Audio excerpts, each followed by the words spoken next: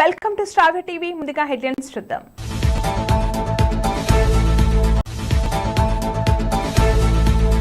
కరీంనగర్ పట్టణంలో 3 టౌన్ పరిధిలోని కిసాన్ నగర్లో కార్డన్ సర్చ్ ఆపరేషన్ నిర్వహించిన కరీంనగర్ పోలీసులు. ఇందిరమ్మ పాలనలో ఇందిరమ్మ కూల్చివేత, బాధితుల ఆందోళన. కొండాపూర్ రేవ్ పార్టీ కేసులో ట్విస్ట్, ఎంపీ స్టిక్కర్ వాహనం ఎవరిది?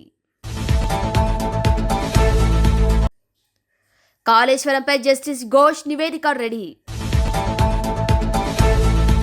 ఢిల్లీకి BRS road map, Jagadish Reddy plan ఓ రేంజ్ అంతే.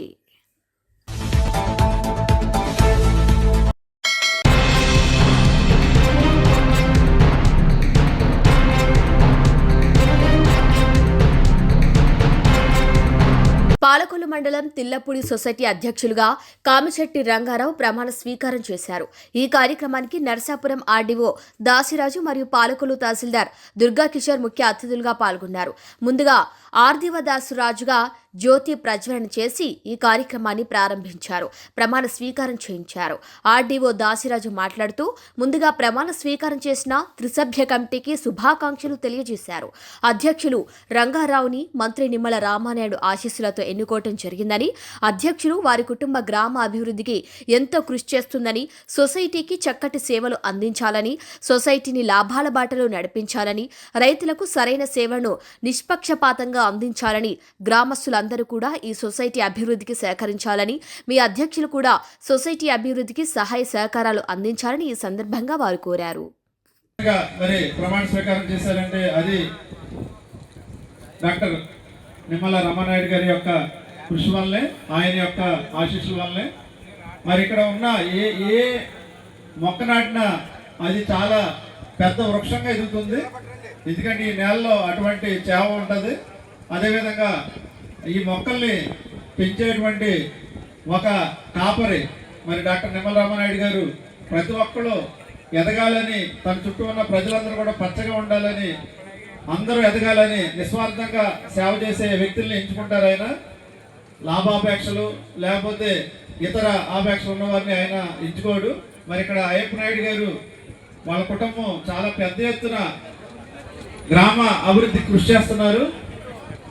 అదేవిధంగా ఈ గ్రామ పెద్దలందరూ కూడా చక్కటి కృషి చేస్తున్నారు. మరి ఆ కుటుంబాన్ని ఒక మంచి స్థితిలో నిలపాలని చెప్పి ఈరోజు రంగారావు గారికి ఈ యొక్క ప్రెసిడెంట్ పదవిని, అధ్యక్ష పదవిని ఇవ్వడం జరిగింది. మరి వారు ఖచ్చితంగా చక్కని సేవలు అందిస్తారు, నిస్వార్థంగా అందిస్తారు, ఈ సొసైటీని లాభాల బాటలో పట్టిస్తారు. ఈ సొసైటీ ద్వారా రైతులకు అందించవలసినటువంటి అనేక సేవల్ని, మరి రైతులంటే లోన్లు తీసుకుంటారు, ఎరువులు తీసుకుంటారు, ధాన్యం సేకరణ వారి ద్వారా చేస్తారు. వీటన్నిటిలో కూడా నిష్పక్షపాతంగా నిస్వార్థంగా చేయాలి. ఖచ్చితంగా తెల్లపూడి సొసైటీ అంటే చాలా ప్రాముఖ్యమైంది. మరి అదేవిధంగా తెల్లపూడి గొప్పతనం ఏంటంటే వీళ్ళందరూ చాలా రాజకీయంగా వైరుధ్యాలు ఉన్న ప్రజలుగా అందరూ గ్రామ అభివృద్ధికి అందరూ కృషి చేస్తుంటారు. ఇక్కడ ప్రజల్ని, అధికారుల్ని చాలా చక్కగా ఆదరిస్తారు. ఇక్కడికి వస్తే కాసేపు ఉండాలి, కాసేపు వెళ్తే గడపాలనిపిస్తుంది. ప్రతి ఇంటికి తీసుకెళ్లి ప్రేమగా సొంత కుటుంబ సభ్యులాగా చూస్తారు. దానివల్ల తెల్లపూడికి నాకు కూడా మంచి అనుబంధం. ఎప్పుడు వచ్చినా ఇక్కడ ఇంచుమించు 1-2 గంటలు స్పెండ్ చేస్తూ ఉండేవాడిని. మరి మీలో కలిసిపోయి అలా ఉండటం వల్ల మరి మీరు మాకు ఆ విధమైనటువంటి ఎనర్జీని మీకు అందిస్తారు. మరి అదేవిధంగా మన రంగారావు గారికి కూడా మనం ఆ చక్కటి సహకారాన్ని అందించాలి.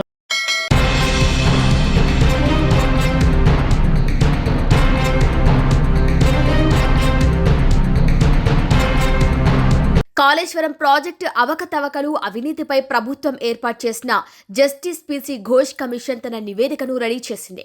ప్రాజెక్టును ఆలోచన చేసినప్పటి నుంచి మేడిగడ్డ బ్యారేజ్ కూలిపోయే వరకు జరిగిన ప్రతి అంశంపైన జస్టిస్ ఘోష్ కమిషన్ నిశిత పరిశీలన జరిపింది. ఈ ప్రాజెక్టులో కీలక నిర్ణయాల్లో పాలు పంచుకున్న అధికారులందరినీ ప్రశ్నించింది. బాగా అవినీతికి పాల్పడిన వారు తెలియదు, గుర్తులేదు వంటి ఆన్సర్లు చెప్పినా వారిని మాత్రం వదిలిపెట్టేదే లేదన్నారు. ఇక అలాంటి అతి తెలివి ప్రదర్శించాలనుకున్న 3 ఉన్నతాధికారులు ఇప్పుడు జైల్లో ఉన్నారు. ఇంకా అనేక మంది ఏసీబీ ర్యాడర్లో ఉన్నారు. కాళేశ్వరంలో లెక్కలేనంత అవినీతి జరిగిందని, నిబంధనకు విరుద్ధంగా ఎన్నో నిర్ణయాలు తీసుకున్నారని కాంగ్రెస్ ప్రభుత్వం భావిస్తోంది. చర్యలు తీసుకునేందుకు సిద్ధమవుతోంది. జస్టిస్ పీసీ ఘోష్ కమిషన్ నివేదిక కోసం ఎదురు చూస్తోంది. ఈ క్రమంలో ఘోష్ కేసీఆర్ సహా అందరినీ ప్రశ్నించింది. హరీష్ రావును 2 సార్లు ప్రశ్నించింది. తప్పుడు సమాచారం ఇచ్చిన అధికారుల్ని 2వ సారి పిలిపించి మరీ ప్రశ్నించారు. అందుకే నివేదిక సమగ్రంగా ఉంటుందని, ఎక్కడెక్కడ నిబంధనలు ఉల్లంఘించారు అనేది స్పష్టంగా ఉంటుందని చెబుతున్నారు. ఇప్పటికీ ఆ ప్రాజెక్టుకు కేబినెట్ అనుమతి ఉందా లేదా అన్నదానిపై స్పష్టత మాత్రం లేదు. గత ప్రభుత్వంలో కాళేశ్వరం అంశంపై కేబినెట్లో ఎలాంటి చర్చలు జరిగాయి, ఎలాంటి నిర్ణయాలు తీసుకున్నారు అన్నదానిపై పూర్తి సమాచారాన్ని ప్రభుత్వం జస్టిస్ పీసీ ఘోష్ కమిషన్కు అధికారికంగా ఇచ్చింది. ఈ కేబినెట్ నిర్ణయాల్లో కాళేశ్వరంపై నిర్ణయాలు లేకపోతే మాత్రం ఇంకా చాలా సీరియస్గా అంశం అవుతుంది. ఉన్నాయా లేవా అన్నది రిపోర్ట్లోనే తేలనుంది. జస్టిస్ ఘోష్ కమిషన్ అవినీతి జరిగిందా లేదా అన్నది తేల్చలేదు. జరిగిన అవకతవకల గురించి మాత్రమే వెల్లడిస్తోంది. కమిషన్ నివేదికను కేబినెట్లో చర్చించి ప్రభుత్వం ఎలాంటి చర్యలు తీసుకోవాలి అన్నది నిర్ణయిస్తుంది. కమిషన్ నివేదిక వచ్చిన తర్వాత కాళేశ్వరంలో అవినీతిపై కొత్తగా సిట్ను ఏర్పాటు చేసే అవకాశాలున్నాయని అంచనా వేస్తున్నారు.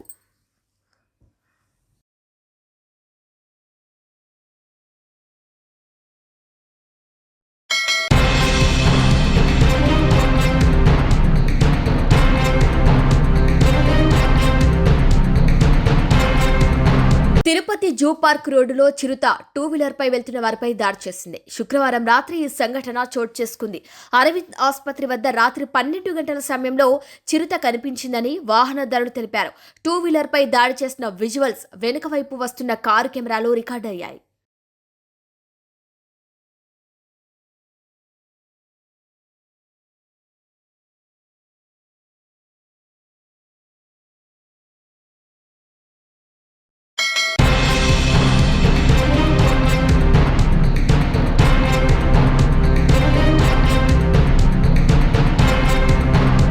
కరీంనగర్ పట్టణంలో 3 టౌన్ పరిధిలోని కిసాన్ నగర్లో కార్డన్ అండ్ సెర్చ్ ఆపరేషన్ నిర్వహించారు కరీంనగర్ పోలీసులు. సరైన ధ్రువపత్రాలు లేని 64 బైకులు, 5 ఆటోలు, 1 ట్రాలీ ఆటో, 1 కారును స్వాధీనం చేసుకున్నారు. సైబర్ నేరాలపై అవగాహన కల్పించారు. మాదక ద్రవ్యాల దుర్వినియోగం, వాటి దుష్పరిణామాలపై స్థానికులకు అవగాహన కల్పించారు పోలీసులు. ఇక చట్ట వ్యతిరేక అసాంఘిక కార్యకలాపాలకు పాల్పడే వారిపై కఠిన చర్యలు తీసుకున్నారు.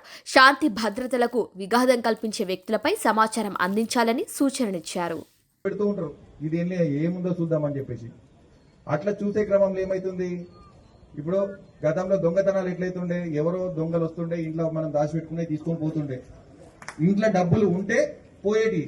కానీ ఇప్పుడు ఏమైతుంది, నీ బ్యాంకులో డబ్బులు ఉన్నా పోతున్నాయి. అది కూడా నీకు తెలియకుండా అని కాదు, నువ్వు తెలిసే చేస్తున్నావు. వాడు ఎవడో ఓటీపీ అడగగానే టక్మని ఇచ్చేస్తున్నావు. నీ ఇంటికి రాగా నేను బీరు అద్దాలని చెప్పి ఇవ్వమంటిస్తావా? మరి ఓటీపీ ఎందుకు చెప్తున్నావు?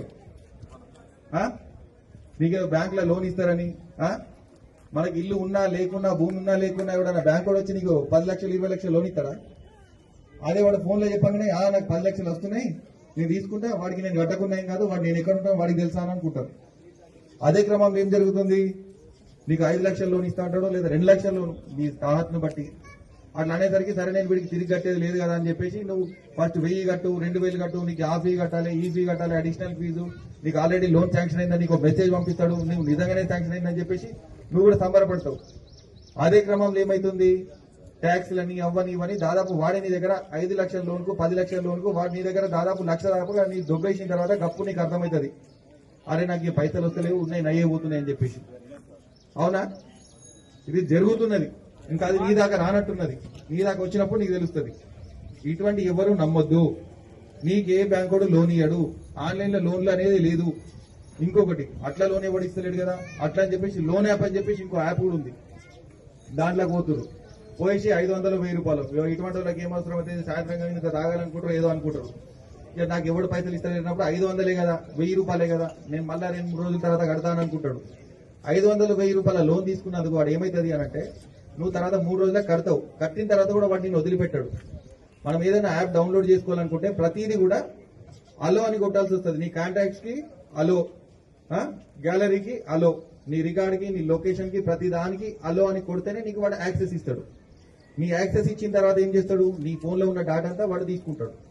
తీసుకున్న తర్వాత ఏం జరుగుతుంది, నువ్వు లోన్ కట్టిన తర్వాత కూడా నువ్వో మీ మదరో మీ చెల్లెనో మీ గర్ల్ ఫ్రెండో మీ భార్యనో వాళ్ళతో దిగిన ఫోటోలని వాడు ఏం చేస్తాడు, వాడి గ్యాలరీలో వాడి దగ్గర ఉంటాయి కదా, నీ దగ్గర మళ్ళీ డబ్బులు లాగాలి కదా, వాడు ఆ ఫోటోలను మార్ఫింగ్ చేస్తాడు, న్యూడ్ ఫోటోస్ పెడతాడు, నీకే పంపిస్తాడు. ఫస్ట్ నువ్వు నాకు మళ్ళీ ఇంకో 1000 రూపాయలు పంపకపోతే ఇది నీ సోషల్ మీడియాలో పెడతా అంటాడు. అట్లా అని చెప్పేసి ఫస్ట్ నీ బంధువులకు ఎవరికో ఒక్కరికి ఇద్దరికి శాంపుల్ పంపిస్తాడు. వాళ్ళకి ఇట్లా వచ్చింది అని అంటారు. అనగా నువ్వేం చేస్తావు, అబ్బా ఇది ఏదో బాగాలేదని చెప్పేసి నువ్వు మళ్ళా వాడు అడిగిన డబ్బులు 1000-2000 మళ్ళీ పంపిస్తావు. వాడు అంతకు కూడా ఆగాడు, అయినా నాకు ఇంకా కావాలి, మళ్ళీ పంపకపోతే మళ్ళీ పంపిస్తా అంటాడు. ఇట్లా నీ గురించి మీ వాళ్ళ గురించి లేడీస్ గురించి తప్పుడు ఏమంటారు అంటే ఇంకా 1000 రూపాయలకు వస్తారు అనే రకంగా అట్లాగే బ్యాడ్ వర్డ్ తోటి బ్యాడ్ అవన్నీ ఫోటోస్ అవి పెట్టడము షేర్ చేయడం చేస్తుంటాడు. కాబట్టి దయచేసి ఎవరు కూడా లోన్ యాప్ అనేదాన్ని వాడకూడదు, లోన్ యాప్ అనేదాన్ని డౌన్లోడ్ చేసుకోకూడదు. మీ వాళ్ళకి చెప్పండి, ఇంట్లో వాళ్ళకి చాలా మందికి తెలియకనే ఏదేదో పనులు చేస్తారు, అయిన తర్వాత బాధపడతారు. అట్లా చాలా మంది ప్రాణాలు కూడా కోల్పోవాల్సి వచ్చింది. ఎందుకంటే వాళ్ళ ద్వారా వాళ్ళ ఫ్యామిలీయో ఇంకెవరియో ఫోటోస్ అవన్నీ వాళ్ళ ఫోటోస్ కాదు, జస్ట్ ఫేసే వాళ్ళది ఉంటుంది, మిగతా వేరే వాళ్ళదే. దాని వల్ల కూడా నష్టపోతున్నారు. అర్థమైందా? ఇంకొకటి, ఇట్లా న్యూడ్ కాల్స్ ఫోటో అంటే వీడియో కాల్స్ వస్తూ ఉంటాయి. అబ్బా ఏదో వీడియో కాల్ వచ్చింది, నాదైతే కనిపించే కదా, నేనైతే ఏం చేయాలి కదా, నేను ఎవరికి తెలియదు కదా అని చెప్పేసి దాన్ని క్లిక్ చేస్తాడు కొంతమంది తెలియక. అదంతా ట్రాప్. అది వచ్చిన తర్వాత ఏం చేస్తాడు, స్క్రీన్ రికార్డింగ్ ఉంటుంది, అవతల పక్కన నిజంగానే లేడీ ఉంటుంది అంటే ఉండదు. అదంతా ఆర్టిఫిషియల్ ఇంటెలిజెన్స్. అర్థమైందా? నువ్వేదో సంబరపడి అదేదో చేసింది కదా, నువ్వేదో ఇచ్చుకొని కూర్చుంటావు. అర్థమైందా? ఆ తర్వాత అదంతా వీడియో రికార్డ్ అవుతుంది, అది నీకే పంపిస్తాడు. పంపించిన తర్వాత మళ్ళీ సేమ్ ఇప్పుడు చెప్పినా కదా, 500 పంపి, 1000 రూపాయలు పంపి, 2000 పంపి, 5000 పంపి, నువ్వు ఎన్ని పంపించినా సరే ఆ వీడియో వాడి దగ్గర ఉంటుంది కదా, ఆ తర్వాత కూడా పంపిస్తాడు. అప్పుడేంది, మళ్ళీ సేమ్ నీ కాంటాక్ట్ లో ఉన్న వాళ్ళకి వీళ్ళకి అందరికీ షేర్ అవుతుంది. చేస్తాని భయంతో నువ్వు రావడము, లేకపోతే ఇంకేదో చేసుకోవడము, లేదా ఏదో జరుగుతుంటది. ఇటువంటి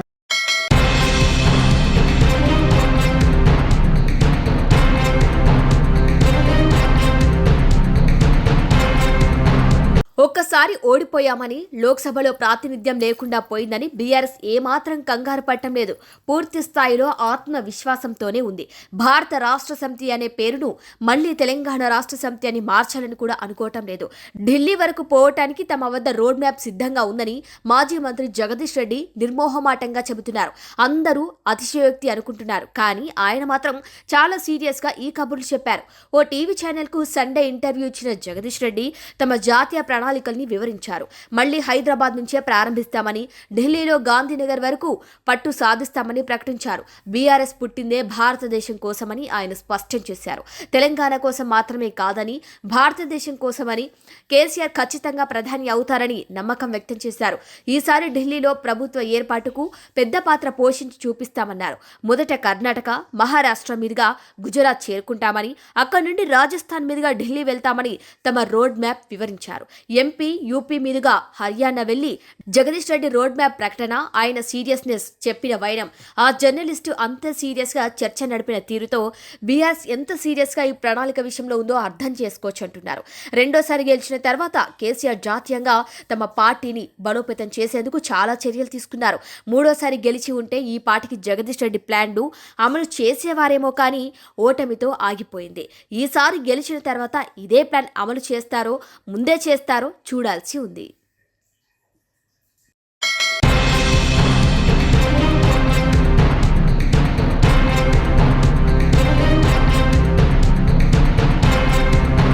హైదరాబాద్లోని కొండాపూర్ రేవ్ పార్టీ కేసులో ట్విస్ట్ వెలుగు చూసింది. నిందితుల నుంచి స్వాధీనం చేసుకున్న కారుపై ఎంపీ స్టిక్కర్ దర్శనమిచ్చింది. దీంతో పోలీసులు అవాక్కయ్యారు. నిందితుల నుంచి స్వాధీనం చేసుకున్న కారుపై ఎంపీ స్టిక్కర్ కనిపించడం పలు అనుమానాలకు తావిస్తోంది. ఇక రేవ్ పార్టీ నిర్వహించిన అశోక్ నాయుడును ఎక్సైజ్ పోలీసులు అరెస్టు చేశారు. ఈ రేవ్ పార్టీలో ముఖ్యమైన వ్యక్తిగా అశోక్ ఉన్నారు. ఇక వివరాల ప్రకారం చూసుకున్నట్లయితే ఆదివారం కొండాపూర్ ఎస్వీ సర్వీస్ అపార్ట్మెంట్లో రేవ్ పార్టీ నిర్వహిస్తుండగా పోలీసులు దాడి చేసి 11 మందిని అరెస్టు చేశారు. నిందితుల నుంచి భారీగా గంజాయి, డ్రగ్స్ ని స్వాధీనం చేసుకున్నారు. పార్టీలో పాల్గొన్న వారు ఏపీకి చెందిన వారుగా గుర్తించారు.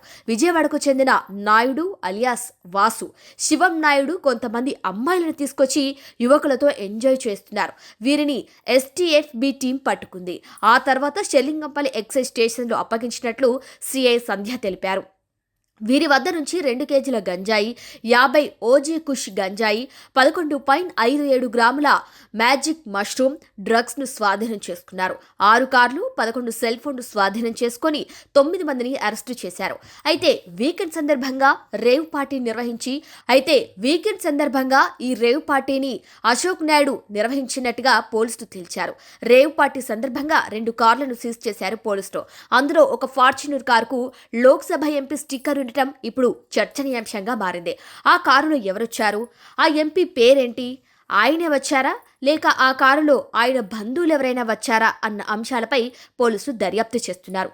అశోక్ నాయుడికి రాజకీయ నేతలతో ఉన్న సంబంధాలపై పోలీసులు ఆరా తీస్తున్నారు.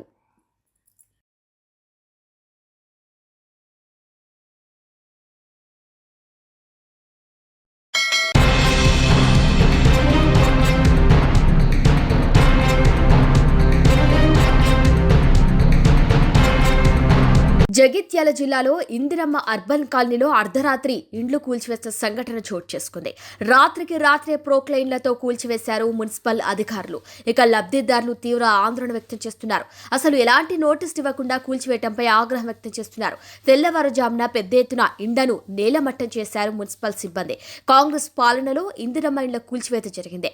13 ఇండ్లను 120కి పైగా బేస్మెంట్ లెవెల్లో ఉన్న ఇందిరమ్మ ఇండ్లను నేలమట్టం చేశారు మున్సిపల్ సిబ్బంది.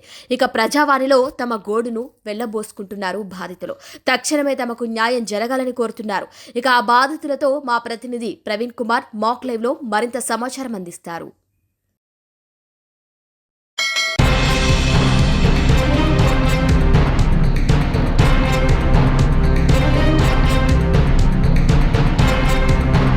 బులెటిన్ ముగించే ముందు హెడ్లైన్స్ మరొకసారి.